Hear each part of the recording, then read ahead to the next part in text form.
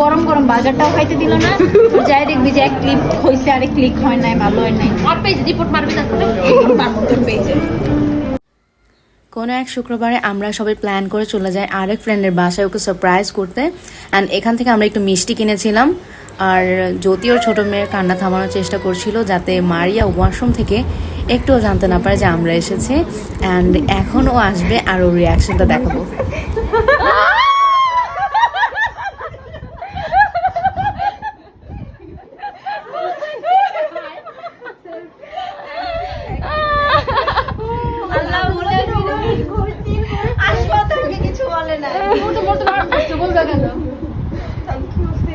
ওটা গ্রুপে আছে আমাদের।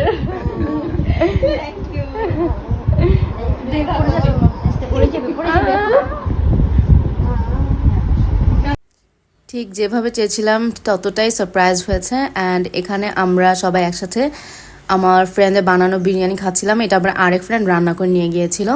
আমরা প্লেটে সার্ভ করি নাই, সবাই এখান থেকে একটু একটু করে নিয়ে খাচ্ছিলাম। অ্যান্ড বিরিয়ানির টেস্ট ওয়াজ 100/100।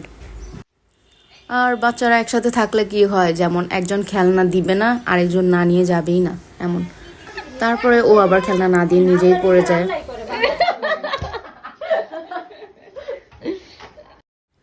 এরপরে আমরা একটু মিষ্টি দই খাচ্ছিলাম। দইটার টেস্ট ভালো। অ্যান্ড আমরা সবাই এক বাটিতেই খেয়েছিলাম ওই দিন সব কিছু। আমরা কোনো প্লেটিং করি নাই, কোনো সার্ভিং করি নাই। মারিয়ার মেয়ে যেভাবে ওর বাবার কাছে ওর নামে বিচার দেয় সেটাই আমাদের অভিনয় করে দেখাচ্ছিল।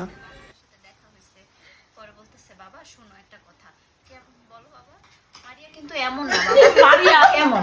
হ্যাঁ, ও তো মারিয়াই ডাকে। মারিয়া কিন্তু এমন না বাবা, মারিয়া কিন্তু ফ্রেন্ডদের সাথে অনেক হাসাহাসি আর আমাদের সাথে হচ্ছে জম্বির মতো করে।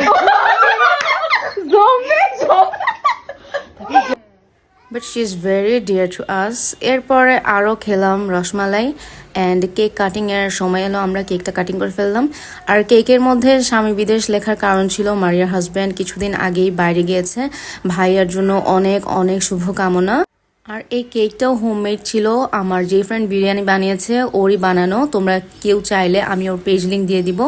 আর এরপর আমরা যাচ্ছিলাম বসুন্ধরায়, ওখানে বার্গার ল্যাবের অফারের লাস্ট ডে ছিল, তো আমরা আর মিস করি নেই। স্ক্রিনশট নিয়ে আমরা চলে যাই সবাই।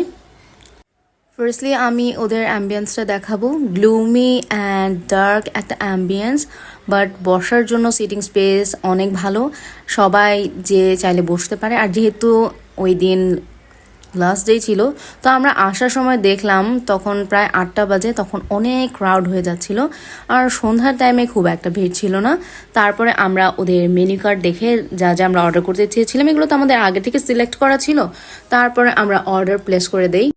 যমুনা ফিউচার পার্কের পকেট গেটের অপোজিটেই বার্গার ল্যাবের লোকেশন।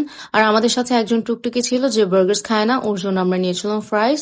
আর মেনু থেকে অর্ডার করেছিলাম আমরা ইনসেপ্টর বিফ আর dual core chicken. Dual core চিকেনটাতে 2টা প্যাটি দেওয়া থাকে। প্রাইস ছিল 399। ইট মিনস 400 টাকা পে করে আমরা 2টা বার্গার্স পেয়েছিলাম। আর ইনসেপ্টর বিফের প্রাইস ছিল 240 টাকা। এখানেও আমরা 240 টাকা 2টা বার্গার পেয়ে যাই। And we love their burger. ফ্রাইসও অনেক মজা ছিল। কিছুই করবো না, আমগুলোকে আড্ডাটাও হইব না, ব্লগটাও হইব না। দেখবি বাসায় যায় আমগরে গরম গরম বার্গারটাও খাইতে দিল না। যাই দেখবি যে এক ক্লিক হইছে আরেক ক্লিক হয় নাই, ভালো হয় নাই। আর পেজ রিপোর্ট মারবি তারপরে পেজে কই দিলাম, যেটা ভাইরাল করে দিব। কিন্তু এখন আমরা ইচ্ছা করে আমরা নেটের সাইডা দিই।